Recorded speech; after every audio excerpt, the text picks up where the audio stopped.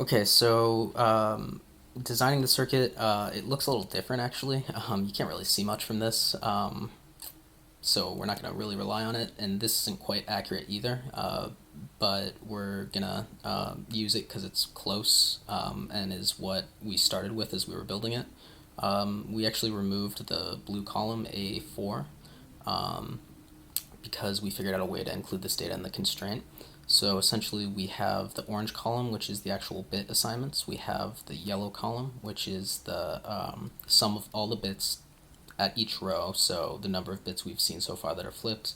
And then Q is the number of the windows that we've seen, and we'll actually show, you can see the adjacency gate right here. So a window is this. This is the part we removed. We don't need to check this, but we see if all of these are flipped. We basically check that this value plus 1 is this value, so we increment.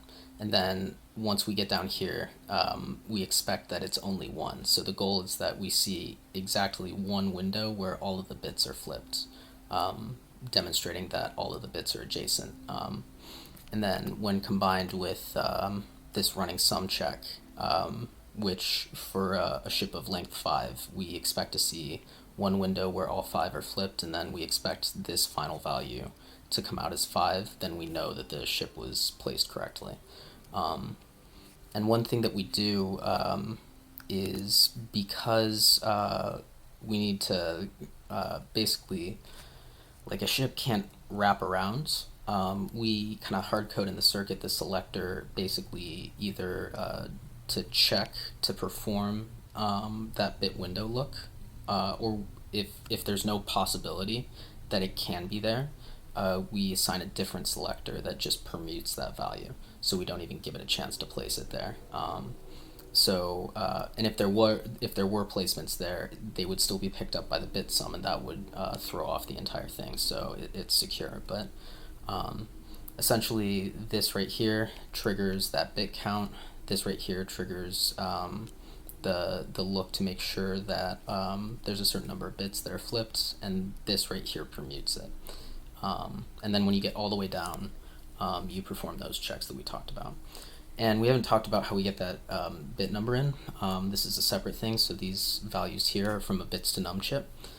Essentially what we do is we pass in a horizontal and a vertical commitment, and first we check to make sure one of those is 0, so that we're enforcing that you're either placing horizontally or vertically. And then we sum those together, and then we constrain the bits to num value to be that sum value. So that sum value is only going to be either H or V, because 1's 0. So there's no, as long as 1's the 100-bit number, you're fine.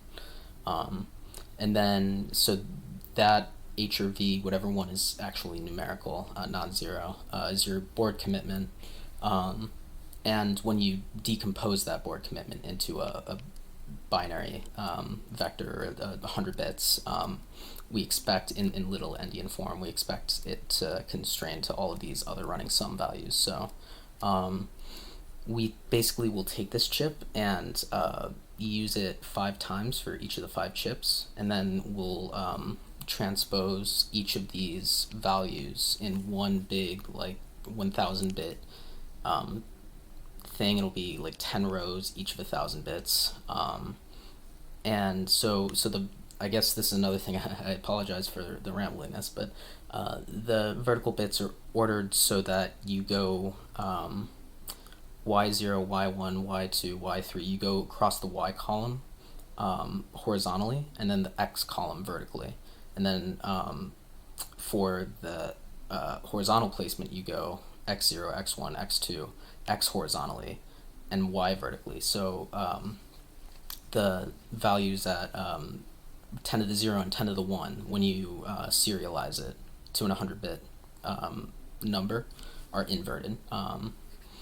So then that's basically, we have that chip where it takes all 10, transposes them back according to that rule, and then we've got this single number, and we would run one more running sum that basically does this same exact check that says that there's exactly 17 bits flipped, and only one of them is ever flipped, then we know, based on the fact that all of this logic's done here, plus that check that there's no overlap of bits, that the placement is correct.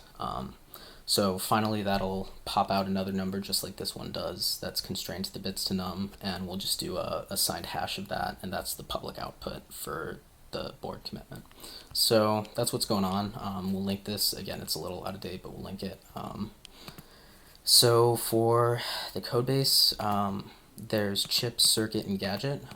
Chip is where 99% of the logic is, or I guess probably 75. 25% is in gadget, and gadget basically, so I don't know if we totally got the chip and gadget, chip, circuit, gadget paradigm correct, but basically we have all of the core ZK logic here, and we have all of the helper functions here. And because this is not the main circuit, we don't actually really need a circuit itself, so this is just a test file. So this is really all we're going to focus on, because yeah, we can run through this, it's all in here, but for the most part, I think we're just going to look at the tests, because we've kind of described what happens with the diagram. So one problem that we have is that, quote-unquote problem, is that Rust is very type safe, and the ship placements pass in this size. So when we're trying to test out a lot of these different invalid placement things, and we try to put in different sizes, then like if we try to put in a ship size of 4 to a circuit that's expecting a length of 5, the entire thing just fails. And that's not, like, you could, if we exported this circuit, you could construct a circuit that will take those inputs. So we need to build an extension to our utilities that allows us to put malicious inputs in, just to check the base cases. Obviously, it's cryptography, it doesn't prove everything, but just to generally show that it doesn't work when we put the wrong inputs in. Maybe we could even do a fuzzer, but we have we've manually tested it to the point where we are, confident that it generally performs correctly. And we have some invalid placement tests, and we have affirmative tests for the functionality. So if we were to just run the tests. So obviously it's saying it ran 10 tests, but it only really ran 4 tests. But this just proves the placement of a ship horizontally, a ship vertically, and then this proves that the wraparound constraint, where if you try to place a ship that technically is in order, but it's on 49, 50, 51, 52, that's not actually adjacent, it checks that fails. So we do that horizontally and vertically.